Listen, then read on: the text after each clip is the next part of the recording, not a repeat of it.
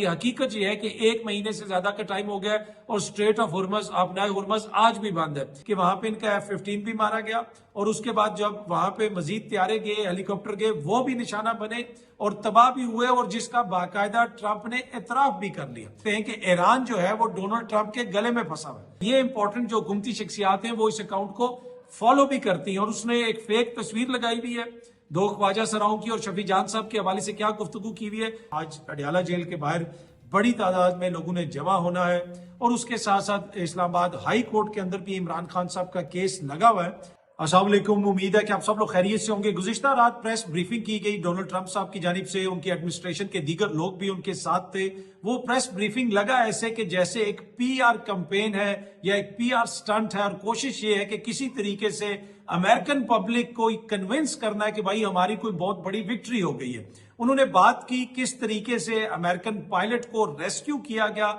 Iran के अंदर से। डोनाल्ड ट्रंप साहब ने जो बातें की उनमें बहुत ज्यादा कॉन्ट्रडिक्शंस थी, यानी वो अपने ही बयानिए को खुद ही जुटलाते रहे। एक तरफ वो ये कहते रहे कि ईरान के ऊपर मुकम्मल हमारी एयर डोमिनेंस है, यानी वहां पे कोई हमें पूछने वाला नहीं है। 7 घंटे हमने दिन में वहां पे परवाजें की और फिर इसी तरीके से 7 घंटे हमने रात में वहां परवाजें की। ये उनका वजीर दिफा कह रहा था। डोनाल्ड ट्रंप साहब खुद भी इस हवाले से कहते रहे, लेकिन इस पूरी ब्रीफिंग में उन्होंने इस चीज का जिक्र नहीं किया कि भाई अगर आपकी एयर वहां पे डोमिनेंस थी तो फिर आपका त्यारा वहां पे कैसे मार गिराया गया, कैसे वहां पे आपका पायलट गिर गया। लेकिन जिस तरह मैंने पहले भी कहा कि डोनाल्ड ट्रंप साहब ने कोई ऐसी बात नहीं की जो दुनिया एक्सपेक्ट कर रही थी कि वो करेंगे, बताएंगे, कोई अपडेट देंगे, क्योंकि इससे पहले वो ये धमकी दे चुके थे कि मंगल वाले दिन जो है वो ईरान के अंदर बहुत सारी कार्रवाइयां करेंगे, ये हो जाएगा, वो हो जाएगा। गुज़िश्ता रात उन्होंने ये कहा कि भाई अगर हम चाहें तो एक रात में पूरे ईरान को खत्म कर सकते हैं और हो सकता है कि आज की रात यानी ट्यूसडे की रात वो रात हो।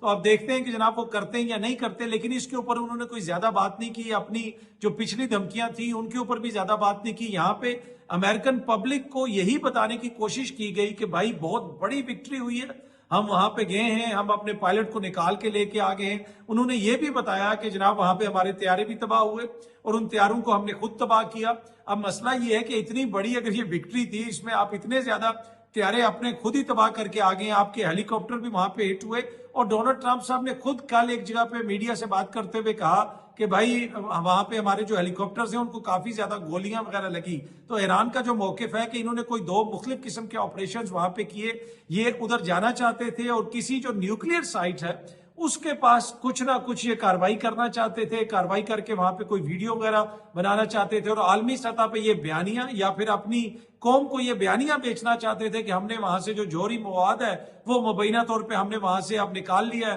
तो लिहाजा हमने सारे अपने गोल अचीव कर लिए। लेकिन वो नहीं हो सका। इनके तैयारे वहां पे तबाह हुए, इनके हेलीकॉप्टर वहां पे तबाह हुए और काफी ज्यादा इनको मसले का वहां पे सामना करना पड़ा। लेकिन उसके बावजूद CIA के चीफ ने भी वहां पे बात की और उन्होंने कहा कि हमने एक तरह से मिस इन्फॉर्मेशन फैलाई और ईरानी हुकूमत को एक तरह से किसी और तरफ लगा दिया और यहाँ पे हमने ऑपरेशन कर दिया। उनका वजीर दिफा भी बोलता रहा और सबके लहजे में जो फरौनियत थी,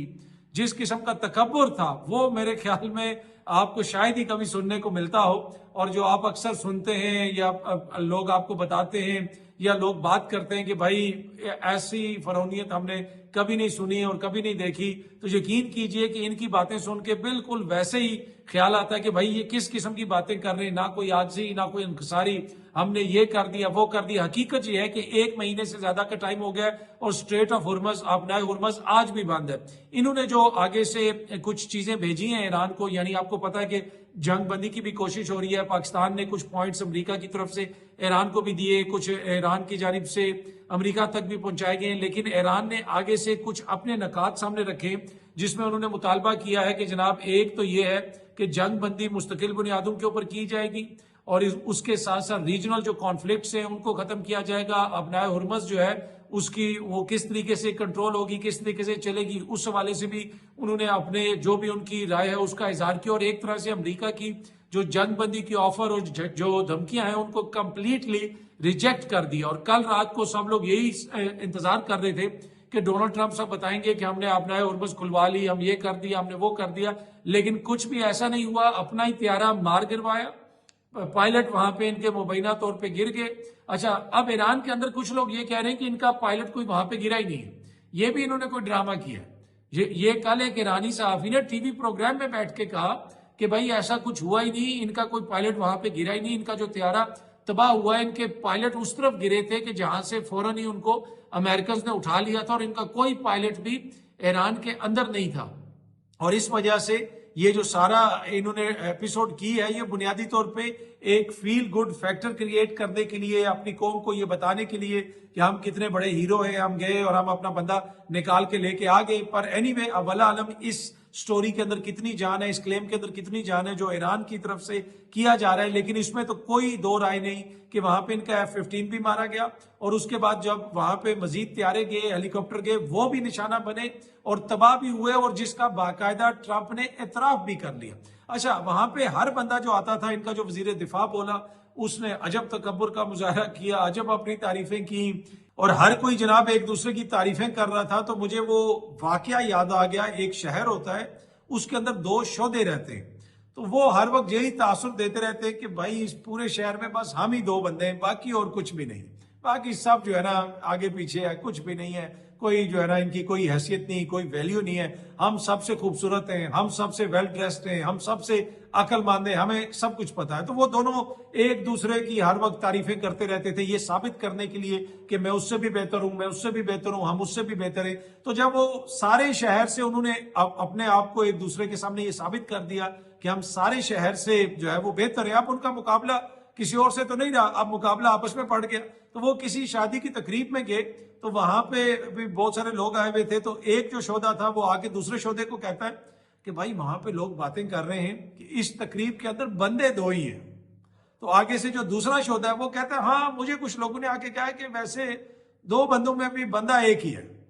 تو مسئلہ یہ کہ جس طرح کل ٹرمپ اور اس کی ایڈمنسٹریشن، اس کا وزیر دفاع آپس میں یہ ایک دوسرے کی تعریفیں کرتے رہے، ایک دن آئے گا کہ یہ پھر کہیں گے کہ جی بندہ ایک ہی ہے، یہ بس صرف اپنی تعریفیں کریں گے، لیکن مسئلہ یہ ہے کہ گراؤنڈ پہ کیا سچویشن ہے وہ سب کو پتا ہے۔ نہ آپ نائے ہرمز کھلی، نہ دیگر ان کے معاملات حل ہوئے، آج یہ کہہ رہے ہیں کہ جی ہم سب سے زیادہ حملے کریں گے، کل انہوں نے اس چیز کا ذکر کیا، لیکن اب کتنے حملے ہوں گے اور کتنے جو ہے اس سے نقصان ہوگا اس میں تو کوئی دو رائے نہیں، لیکن نقصان ان کو بھی اٹھانا پڑ رہا ہے۔ کل رات کو بھی ان کا ایک ڈرون مار گرایا گیا ایران کی جانب سے، اس کے اوپر انہوں نے فوٹیج وغیرہ بھی جاری کی، اور اس کے ساتھ ساتھ خطے کے اندر جو دیگر ان کے ٹارگٹس وغیرہ ہیں ایران ان کو بھی ہٹ کر رہا ہے، اور ایران کی جانب سے اس قسم کی چیزیں بھی شیئر کی جا رہی ہیں ان کی ایمبیسیز کی جانب سے۔ یہ سامنے آپ دیکھ سکتے ہیں کہ ایران جو ہے وہ ڈونلڈ ٹرمپ کے گلے میں پھنسا ہوا ہے۔ میں پہلے دن سے آپ کو بتاتا ہوں کہ ایران نے اس کو یہاں سے پکڑا ہوا ہے امریکہ کو، اور یہاں سے امریکہ کا نکلنا اتنا آسان نہیں ہوگا۔ ڈونلڈ ٹرمپ نے کل باقاعدہ طور پہ یہ کہا کہ ایک رات میں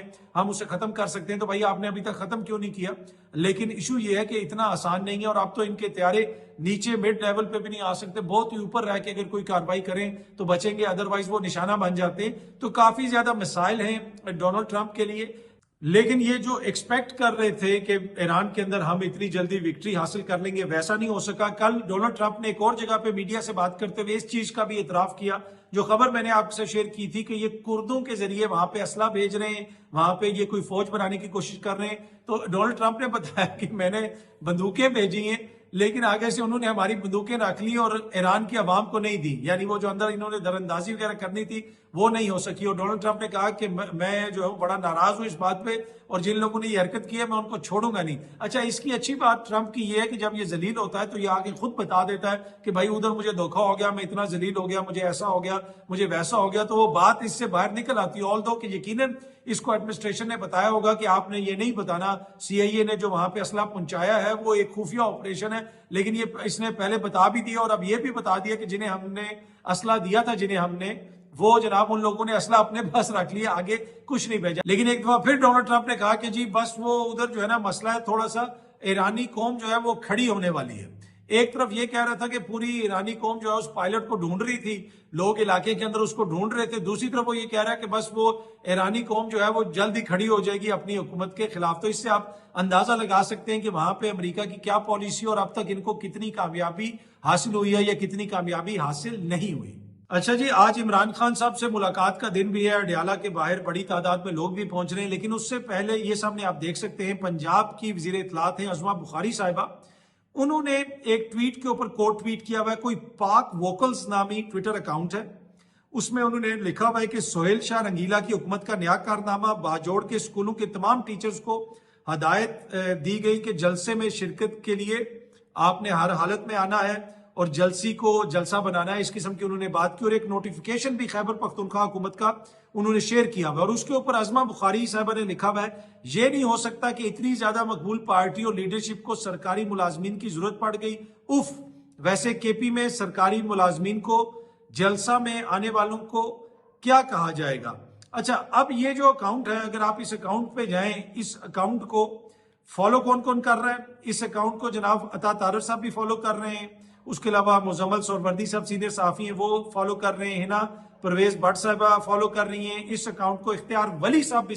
جو ہے وہ فالو کر رہے ہیں، یعنی وزیر اعظم کی کابینہ میں بیٹھے ہوئے لوگ اس اکاؤنٹ کو فالو کر رہے ہیں۔ اور اگر آپ اس اکاؤنٹ کے پیج پہ جائیں تو جو پہلی ٹویٹ اس نے پن کی ہوئی ہے اوپر، اس میں اس نے 2 خواجہ سراؤں کی تصویر لگائی ہوئی ہے، اور اس میں اس نے لکھا ہوا ہے کہ اس تصویر کو دیکھ کر آپ حیران ہوں گے کہ یہ کون ہے جناب، یہ پختونخوا کے مشیر اطلاعات شفیع جان ہیں، جو آج سے 7 سال پہلے ٹرانسجینڈر کمیونٹی کا صدر تھا اور ٹرانسجینڈر گل چاہت کا شاگرد خاص بھی تھا۔ اب آپ اس سے اندازہ لگا سکتے ہیں کہ کس کماش کا یہ اکاؤنٹ ہے، کس لیول کا یہ اکاؤنٹ ہے اور کس قسم کی یہ باتیں کرتا ہے، لیکن اس اکاؤنٹ کو کوٹ ٹویٹ کیا، اس کی انفارمیشن کو کوٹ ٹویٹ کیا عظمہ بخاری صاحبہ نے، اور یہ امپورٹنٹ جو حکومتی شخصیات ہیں وہ اس اکاؤنٹ کو فالو بھی کرتی ہیں، اور اس نے ایک فیک تصویر لگائی بھی ہے 2 خواجہ سراؤں کی، اور شفیع جان صاحب کے حوالے سے کیا گفتگو کی ہوئی ہے، کیا یہاں پہ کسی قانون کا اطلاق ہوتا ہے؟ لیکن نہیں جناب، اس اکاؤنٹ کو فالو بھی کیا جا رہا ہے اور اس کے اوپر سے کوٹ ٹویٹس بھی کیے جا رہے ہیں۔ اچھا، اب جو عظمہ بخاری صاحبہ نے ٹویٹ کیا اس کے اوپر شفیع جان نے آ کے کوٹ ٹویٹ کیا،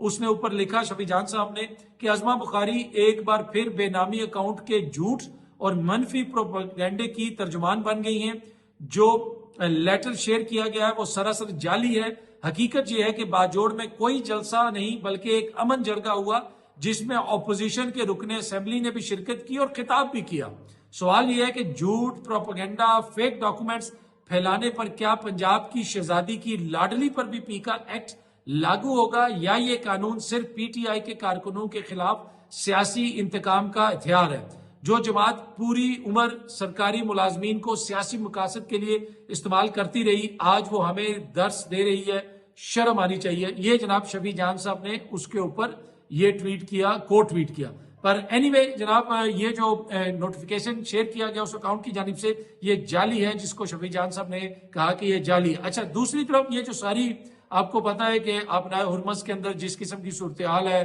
اور آگے پیچھے ہم دیکھ رہے ہیں کہ دنیا بھر میں آپ کو ایک بحرانی سی کیفیت نظر آ رہی ہے،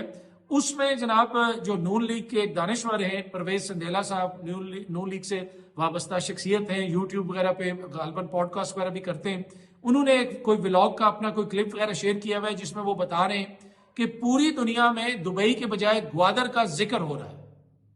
گوادر پورٹ پر جہاز آنا شروع ہو گئے ہیں، کراچی پورٹ پر بھی رش ہے، بلوچستان پاکستان کی عوام کی تقدیر بدلنے والی ہے، بلوچستان اور پاکستان کی عوام کی تقدیر بدلنے والی ہے، خوشحالی کا نیا دور شاہد بہت قریب ہے۔ اب حالت یہ ہے کہ پوری دنیا میں اس ریجن کے اندر سب سے زیادہ پٹرول کی قیمت میں ہم نے اضافہ کیا، بھائی رش آ گیا، یہ جہاز لگ گئے، تقدیر بدلنے والی ہے، ادھر لالے پڑے میں، ادھر جناب حالت یہ ہے کہ پٹرول کی قیمتوں میں جتنا اضافہ کیا گیا ہے، اب کبھی کہتے ہیں کہ اس چیز پہ سبسڈی دے دی، کبھی کہتے ہیں اس چیز پہ سبسڈی دے دی۔ بھائی اگر آپ سبسڈی آپ نے دینی تھی اور آپ سمجھتے ہیں کہ سبسڈی اتنی ہے جتنا عوام کو خرچہ پڑے گا، تو پھر قیمتیں کیوں آپ نے بڑھائی؟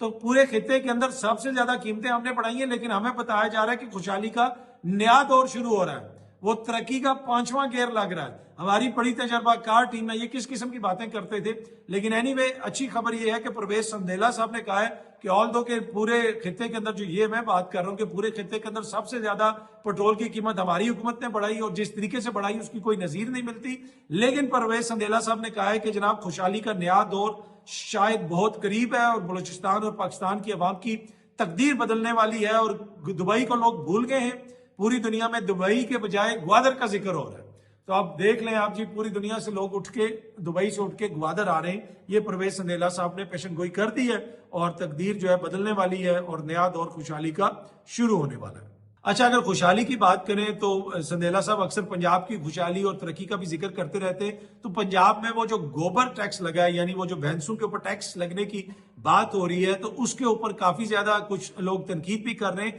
بلکہ اب یہ کوشچن بھی کیا جا رہا ہے کہ بھائی آپ اگر فی بھینس 30 روپے 20 روپے یا جتنا بھی ٹیکس لگاتے ہیں، تو بھینس اگر جب مر گئی تو پھر گجر بھائی کیا کریں گے؟ کیا بھینس کا ڈیتھ سرٹیفکیٹ بنا کے حکومت پنجاب کو دیا جائے گا؟ کیا اس کے لیے بھی کوئی پورٹل بنے گا کہ مریم کو بتائیں کہ یہ والی بھینس مر گئی ہے، یہ جناب اس کا اب جو ہے وہ ڈیتھ سرٹیفکیٹ ہے، تو لہٰذا اس بھینس کے اوپر جو ہم ٹیکس دیتے تھے اب ہم گوبر ٹیکس نہیں دیں گے. پر اینی وے یہ ایک جینون کوشچن ہے، اور یہ کسی نے جناب سوشل میڈیا پہ بھی لکھا ہوا تھا کہ بھینس کے مرنے کے بعد ڈیتھ سرٹیفکیٹ بنانا لازم قرار دے دیا گیا، ورنہ گوبر ٹیکس ادا کرنا پڑے گا. نوٹیفیکیشن جاری، پر مجھے نہیں لگتا کہ ایسا کوئی نوٹیفیکیشن جاری ہوا ہے. لیکن آپ کو پتا ہے ہمارے گجر بھائی جو اتنی محنت سے یہ سارا کام کرتے ہیں، اور اس کے علاوہ دیگر جو لوگ ہیں وہ بھی جو اس بزنس کے اندر ہیں، وہ کافی زیادہ اس کے اوپر تحفظات کا اظہار کر رہے ہیں. لیکن سوشل میڈیا پہ اس قسم کی باتیں شیئر کی جا رہی ہیں کہ بھینسوں کے ڈیتھ سرٹیفکیٹ اب جمع کروانے پڑیں گے، مریم کو بتانا پڑے گا، آن لائن پورٹل پہ جانا پڑے گا کہ مریم کو بتائیں کہ یہ جو میری بھینس ہے یہ مر گئی ہے، تو لہٰذا اس کے اوپر اب ہم گوبر ٹیکس نہیں دیں گے. اب پتہ نہیں وہ گوبر ٹیکس لگتا کب ہے، لیکن یہ میں آپ کو کے ساتھ یہ چیز شیئر کر سکتا ہوں کہ یہ فیک نیوز ہے، ایسا کوئی نوٹیفیکیشن نہیں آیا. پر یہ کوشچن جینون ہے کہ اگر بھینس کوئی مر جاتی ہے یا ذبح اس کو کر دیا جاتا ہے، یا اگر بھینس کو بیچ دیا جاتا ہے، کیا اس کی ٹرانسفر ہوگی؟ اس کی کیا کوئی ایکسائز سے اس کو دیکھنا پڑے گا؟ اس کی کوئی لیبارٹری کروانی پڑے گی؟ کیا اس کا میکنزم ہوگا؟ یہ وہ سارے کوشچنز ہیں لوگ جو پوچھ رہے ہیں. اچھا جی، شہر کے اندر جو مارکیٹس ہیں خیبر پختونخوا میں، پنجاب میں، بلوچستان میں، اسلام آباد میں، اب وہ 8 بجے بند ہو جایا کریں گی. ڈی سی اسلام آباد نے اس حوالے سے باقاعدہ نوٹیفیکیشن بھی جاری کر دیا، جس میں انہوں نے کہا ہے کہ all shops, markets and shopping malls will close at 8 PM، while restaurants جو ہے اور جو فوڈ آؤٹ لیٹس ہیں غالباً جو بیکری وغیرہ ہے وہ 10 بجے تک جو ہے وہ بند ہوں گی. اور جو اسینشل سروسز ہیں جس میں فارمیسیز ہیں، یعنی آپ جا کے جہاں سے دوائیاں وغیرہ لے سکتے ہیں، پیٹرول پمپس ہیں، اور جو فوڈ اسینشلز ہیں وہ آپریشنل رہیں گے. ان کو اس کے بعد بھی جو ہے وہ کھلا رکھا جا سکتا ہے. اور انہوں نے یہ بھی کہا کہ جو بھی سٹیزن ہیں وہ اس میں کوآپریشن کریں. تو اب جناب یہ پالیسی آ گئی ہے کہ 8 بجے سے پہلے مارکیٹس وغیرہ بند ہو جائیں گی، تو آپ نے جو بھی شاپنگ وغیرہ کرنی ہے وہ 8 بجے سے پہلے کر لیجئے گا. اچھا جی، آج عمران خان صاحب سے ملاقات کا دن ہے. آج اڈیالہ جیل کے باہر بڑی تعداد میں لوگوں نے جمع ہونا ہے، اور اس کے ساتھ ساتھ اسلام آباد ہائی کورٹ کے اندر بھی عمران خان صاحب کا کیس لگا ہوا ہے، اور اس کیس کے اندر بھی بشرا بی بی کی ضمانت کے حوالے سے عمران خان صاحب کی بشرا بی بی کی لیگل ٹیم جو ہے وہ دلائل دے گی اور بتائے گی کہ بھائی اتنا عرصہ ہو گیا ہے کہ ان کو سزا ہوئی ہے، وہ خاتون ہے، اور عموماً خواتین کے جو کیسز ہیں ضمانت کے وہ پریورٹی کی بنیادوں پہ سنے جاتے ہیں، لیکن اس کیس کو نہیں سنا جا رہا. تو آج جو یہ کیس ہے اسلام آباد ہائی کورٹ کے اندر، اب دیکھتے ہیں کہ اس کیس کی جو ہیرنگ ہے اس کے نتیجے میں کیا بشرا بی بی کو ضمانت ملتی ہے، معاملہ آگے چلتا ہے یا نہیں چلتا. لیکن آج جس طرح میں نے پہلے بھی کہا کہ اس کے ساتھ ساتھ خان صاحب کے وکلا کی اور ان کی فیملی کی خان صاحب سے ملاقات کا دن بھی ہے. تو ادھر بھی خان صاحب کی بہنوں نے کہا ہوا ہے کہ آج سب لوگ آئیں اور آ کے اڈیالہ کے باہر اپنا احتجاج بھی ریکارڈ کروائیں تاکہ ہماری خان صاحب سے ملاقات ہو سکے. مجھے نہیں لگتا کہ آج بھی خان صاحب سے ملاقات ہو سکے گی، آلدو کہ عدالت کا حکم بھی موجود ہے، وہ ایک لسٹ بھی بھیجی جاتی ہے، تمام سینئر وکلا بھی وہاں پہ جائیں گے، ان کی جماعت کے دیگر لوگ بھی وہاں پہ جائیں گے. لیکن مجھے وہ اس طرح جو ہے ٹو بی آنسٹ ملاقات ہوتی بھی نظر نہیں آ رہی. اس کے ساتھ ساتھ پاکستان تحریک انصاف نے اسٹریٹ موومنٹ کی بات بھی کی ہوئی ہے. سہیل آفریدی صاحب کہہ رہے ہیں کہ ایک جو اسٹریٹ موومنٹ ہے اس کو آگے بڑھایا جائے گا، لوگوں کو رجسٹر وغیرہ بھی کیا گیا. میں آپ سے کافی دنوں سے یہ چیز شیئر کر رہا ہوں کہ مجھے یہ لگتا ہے کہ اپریل کے آخر تک پتہ چلے گا کہ یہ سارا معاملہ کس طرف جا رہا ہے اور کتنی بڑی احتجاجی موومنٹ ہوگی یا نہیں ہوگی. اس کے ساتھ ساتھ جو ہم نے مشرق وسطیٰ کے اندر چیزیں دیکھی اور اس وقت جو وہاں پہ تنازع کھڑا ہوا ہے، وہاں پہ جس قسم کی جنگ ہو رہی ہے، اس سے بہت ساری چیزیں تبدیل ہوں گی. عالمی سطح کے اوپر بھی یہ جنگ اگر آج بھی ختم ہو جاتی ہے تو جو سچویشن اس جنگ سے پہلے تھی، نہ وہ مشرق وسطیٰ میں وہ سچویشن رہے گی، نہ عالمی سطح پہ وہ سچویشن قائم رہ سکے گی، نہ ہی ہماری جو ڈومیسٹک پالیٹکس ہے اس کے اندر جو سٹیٹس کو ہے اس کو برقرار رکھنے میں کوئی اتنی آسانی ہوگی. کافی زیادہ چیلنجز ہوں گے ہماری حکومت کے لیے. کچھ عالمی سطح کے اوپر چیلنجز ہم نے ساری ایپیسوڈ کے اندر دیکھے بھی، UAE کا ذکر ہوتا رہا، دیگر چیزوں کا ذکر ہوتا رہا. لیکن میں نے جس طرح آپ سے پہلے بھی کہا تھا کہ یہ جو تنازع ہے یہ دنیا کو ایک طرح سے ہمیشہ کے لیے بدل دے گا. اور یہ آپ دیکھ رہے ہیں کہ اینڈ آف جو ڈومیننس ہے امریکہ کی آپ اس کا ایک اینڈ دیکھ رہے ہیں. میں نے پہلے دن ہی آپ کے ساتھ یہ چیز شیئر کی تھی. اب تو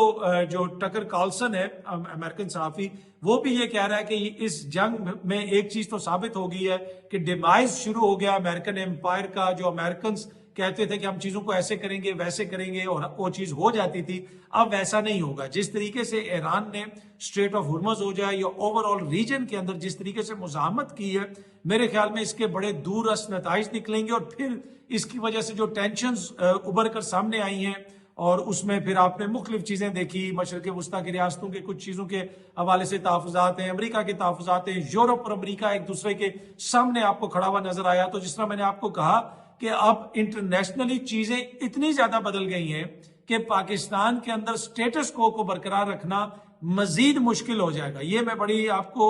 ذمہ داری سے کہہ رہا ہوں کہ یہ مزید مشکل ہو جائے گا, اور اپریل کے اینڈ کے بعد اب آپ دیکھیں گے کہ چیزیں مزید آگے بڑھتی جائیں گی. اب یہ ڈیپینڈ کرتا ہے کہ یہ تنازع ختم ہوتا ہے یا نہیں ہوتا. اگر مہنگائی وغیرہ مزید ہوتی ہے تو یقیناً وہ بھی پاکستان کی حکومت کے لیے ایک بہت بڑا چیلنج ہوگا. اور 4 سال سے یہ سفارتکاری کے دعوے کرتے رہے کہ ہماری سفارتکاری دنیا میں سب سے بہتر ہے اور عمران خان کی سفارتکاری سب سے خراب تھی. لیکن عین اس وقت جب پاکستان اتنے مشکل فائنینشیل حالات میں ہے تو ایک امپورٹنٹ اتحادی نے ان سے پیسے واپس مانگ لیے, تو کہیں نہ کہیں سفارتکاری میں ان سے کمی رہ گئی ہوگی. اسی طریقے سے جو سرمایہ کاری کی یہ بات کرتے رہے, وہ سرمایہ کاری بھی نہیں آئی, وہ بھی ہمارے سامنے ہے. کتنی سرمایہ کاری آئی ہے وہ کسی سے ڈھکی چھپی نہیں ہے. تو بہت بڑے چیلنجز ہیں اس نظام کے لیے, اور چیلنجز ان کی اپنی جو کارکردگی ہے اس کی وجہ سے. باقی وزیر خزانہ کو بھی تبدیل کرنے کی باتیں ہو رہی ہیں. مزمل سہروردی صاحب بھی کسی کا نام لے رہے تھے کہ جی وہ فلانی شخصیت کو بنایا جا سکتا ہے یا فلانی شخصیت کو بنایا جا سکتا ہے. تو ابھی نہیں پتا کہ کس کو بنائیں گے. لیکن یہ دیکھیں آپ, اس وقت زرداری صاحب کی, میاں صاحب کی, شہباز شریف صاحب کی, مریم بی بی کی, بلاول بھٹو کی, ان سب کی مل کے حکومت ہے. اور انہوں نے 4 سالوں میں اس ملک کے اندر کتنی اکنامک پروگریس کی, کتنی انویسٹمنٹ یہ لے کے آئے. ان کی آپ باتیں سنیں, ان کے آپ دعوے سنیں, اور زمین پہ ان کی جو کارکردگی ہے وہ آپ کے سامنے ہے. اس کی تفصیل مجھے آپ کو بتانے کی ضرورت نہیں ہے. دوسری جانب جس طرح میں نے آپ کو کہا کہ خان صاحب سے آج ملاقات کا دن ہے, اور بڑا شو ڈاؤن مجھے لگتا ہے کہ آج اڈیالہ کے باہر ہوگا, بڑی تعداد میں لوگ آئیں گے, اور پھر کیا اس کے نتیجے میں ملاقات ہوگی؟ ملاقات تو نہیں ہوگی, لیکن جس طرح میں نے کہا کہ ایک طرح سے وہ ایک سٹوری ضرور بنے گی اور انٹرنیشنل لیول پہ بھی کور ہوگی. اور اوور آل جو دباؤ ہے اس وقت حکومت پہ, یہ حکومت کی کوشش ہوتی ہے کہ ہر چیز کو پریمپٹ کیا جائے, کسی قسم کا کوئی بیانیہ نہ بننے دیا جائے, کسی قسم کا کوئی دباؤ نہ بننے دیا جائے, بس ہر چیز کو بلڈوز کر دیا جائے فوراً. لیکن جوں آپ وقت گزرتا جاتا ہے تو ہر چیز میں کمی آتی جاتی ہے, چاہے طاقت ہو, ایندھن ہو, جس کو بھی آپ استعمال کرتے ہیں اس میں کمی آتی جاتی ہے. اور میں نے یہ بات آپ سے پہلے بھی کہی, جو پوزیشن حکومت کی 2 سال پہلے تھی آج وہ پوزیشن نہیں ہے. اور عمران خان ان کی پوری ٹرم تو کھا گیا ہے. یہ کہتے تھے کہ 6 مہینے میں عمران خان کو کوئی پوچھنے والا نہیں ہوگا, اس کے ساتھ کوئی کھڑا نہیں ہوگا. آپ دیکھ لیں اس کی جماعت بھی وہیں پہ کھڑی ہے. یہ KPK کے اندر دعوے کرتے رہے, یہ ایک MPA نہیں توڑ سکے, یہ ادھر جو ہے سینٹر کے اندر کوئی فارورڈ بلاک نہیں بن سکے. وہ جو لوٹے موٹے تھوڑے ادھر ادھر ہوئے وہ سب کے سامنے, اور ان کی بھی جو سچویشن ہے, جو کچھ لوٹے تو ایسے ہیں جو ماننے کے لیے تیار نہیں, وہ کہتے ہیں ابھی بھی ہم ہی عمران خان کے ساتھ ہیں کیونکہ جناب ہم اصل میں اس کا مقدمہ لڑ رہے. تو اس سے آپ اندازہ لگا سکتے ہیں کہ کتنا بڑا پولیٹیکل فیلئر ہے کہ یہ پولیٹیکل جو جینیس ہیں ان کا. اچھا, ان کا ایشو آپ کو سمجھنے کی ضرورت ہے. یہ ابھی بھی 80 اور 90 کی دہائی کی سیاست کر رہے ہیں, یہ ابھی بھی وہاں پہ پھنسے ہوئے. اور جس قسم کی باتیں ان کی اگلی جنریشن کرتی ہے, جس طرح بختیار بھٹو زرداری صاحبہ نے ایک ٹویٹ کیا اور اس کے اوپر میں نے کچھ چیزیں بھی شیئر کی تھی کہ ان کا دعویٰ کیا ہے اور جو دنیا بھر رپورٹ میں ہوتا رہا دنیا بھر میں وہ کیا ہے. تو آپ بختیار صاحبہ کی گفتگو سنیں, آپ مریم بی بی کی گفتگو سنیں, آپ بلاول کی گفتگو سنیں, ان کو دیکھ کے لگتا ہے کہ انہوں نے اپنے بچوں کی ٹریننگ بھی 80 اور 90 کی دہائی کی سیاست کی ہے. یہ ابھی بھی ادھر ہی پھنسے ہوئے, اور یہی وجہ ہے کہ یہ اگلی جنریشن کو اٹریکٹ نہیں کر سک رہے. مطلب ان کو اس چیز کا ادراک ہی نہیں ہے کہ بھائی یہ 80 اور 90 کی دہائی نہیں ہے کہ آپ کچھ بھی کہہ دیں گے اور آگے کچھ بھی ٹویٹ کر دیں گے اور آگے سے کوئی بولے گا نہیں. بہت سارے جو جید صحافی ہیں وہ ان پہ تنقید نہیں کرتے کیونکہ پھر ان کا ایکسیس نہیں ملتا, ان کو تمغے نہیں دیے جاتے, ان کو پارٹیز میں نہیں بلایا جاتا, ان کو کسی کانفرنس میں نہیں بلایا جاتا, کسی میٹنگ میں نہیں بلایا جاتا. لیکن صحافیوں کا یہ کام تو نہیں ہے کہ حکمران خاندانوں کے دسترخوانوں پہ بیٹھ کے ان کی روٹیاں کھائیں, ان کی تعریفیں کریں, ان سے اپنے کام نکلوائیں, ان سے پلاٹ لیں, بچوں کی نوکریاں لیں یا ویسے کوئی بھی فائدے لیں. یہ صحافیوں کا کام تو نہیں ہے. لیکن آپ نے دیکھا ہوگا کہ جو ہمارے سیاسی شاہی خاندان ہیں ان کے اوپر تنقید نہیں ہوتی. बड़े बड़े जहीर सहाफियों की जानिब से उस तरह खुल के तनकीद नहीं की जाती। बहुत सारे करते भी हैं लेकिन बहुत सारे नहीं भी करते। हाँ, एस्टेब्लिशमेंट पे फिर खुल के तनकीद हो जाती है, एस्टेब्लिशमेंट पे फिर कर दिया जाता है, क्योंकि पता है कि ये जर्नल अभी है या ये सरबराह अभी है और कुछ अरसे बाद नहीं होगा। लेकिन इनको पता है कि जनाब ये जो दूसरे सियासी शाह खानदान है ये तो 50 और 60 की दहाई से हुक्मरानी कर रहे हैं और आगे भी इन्हीं की हुक्मरानी चलनी है, तो इनसे बना के रखो, छोटी मोटी इनके साथ तनकीद इन पे करते रहो। बाकी जो है हीरो बनने के लिए इधर तनकीद कर दो उधर तनकीद कर दो। लेकिन मसला ये है कि ये जिस किस्म का निजाम है वो किस वजह से चल रहा है, वो इन्हीं लोगों की वजह से चल रहा है और यही लोग चला रहे हैं। अच्छा है बुरा है, आप अगर किसी और तरफ तनकीद करते हैं तो हकीकी जो बैसाखियां हैं इस निजाम की, जिनके ऊपर ये निजाम खड़ा है, वो तो ये लोग हैं। आधी रात को उठ के आके ये तरमीम भी करते हैं, आधी रात को उठ के आके जनाब ये वोट भी डालते हैं। और जिस किस्म की इन्होंने आइन में तरामीम करके जमहूरियत को मजबूत किया है वो भी बात किसी से ढकी छुपी नहीं है, पूरी दुनिया के सामने है। बहुत जल्दी आप सब दोस्तों से दोबारा मुलाकात होगी। Thank you very much.